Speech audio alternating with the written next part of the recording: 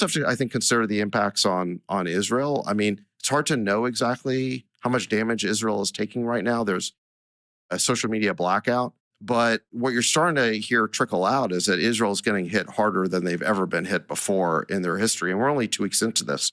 If this war continues for weeks or months, then Israel could just be destroyed, or very large parts of it. Now, I think Israel is a harder target than the Gulf states. Their infrastructure is more hardened. Also, they're further away.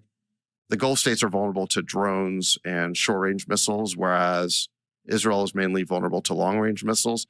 Nonetheless, at some point, their air defenses could become exhausted if it hasn't happened already, and Israel could get seriously destroyed. And then you have to worry about Israel escalating the war by contemplating using a nuclear weapon, which would truly be catastrophic. So there's a lot of scenarios here, a lot of really frightening scenarios about where escalation could lead. So, U.S. government official who is a top advisor to Donald Trump has come out openly and warned that Israel could potentially be destroyed in this war against Iran, given Tehran is retaliating, as it's allowed to do under international law.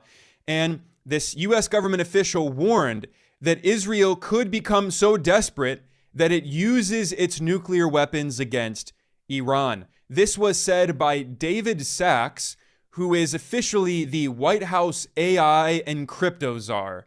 This is a very powerful billionaire oligarch from Silicon Valley who helps Trump design his policies on technology.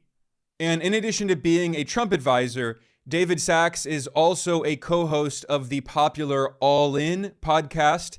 This is run by billionaire venture capitalists from Silicon Valley who are right-wing and very pro-Trump. And yet they published an episode of their podcast warning that Iran is doing very significant damage to Israel in this war.